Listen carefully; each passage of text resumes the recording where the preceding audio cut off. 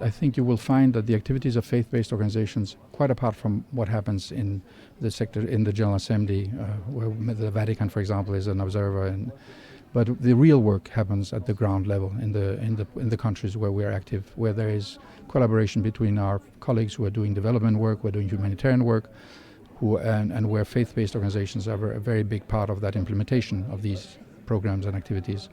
And I personally think that faith-based organizations at the grassroots level have much greater spread, much greater presence than almost anybody else.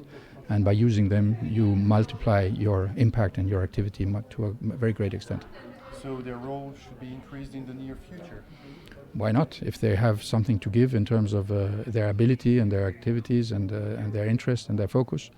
One of the things we do in the UN, of course, the other side of the coin, is we try to not let religion interfere in our work. But that doesn't mean, practically everybody on this planet is religious in one way or the other. So the religious messages is not what this is about. This is about using people's commitment and desire to do good, to leverage it and to put it together with our activities and our programs and our desire to do good and do something collaboratively. In today's world, if we don't work together, we're not going to get anywhere. We have to remember that peace is more than the absence of war or of conflict.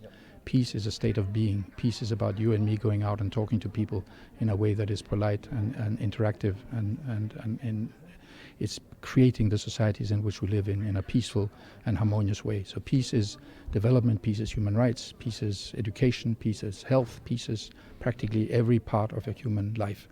And we have to work on all of these aspects in an integrated way in order to get to peace.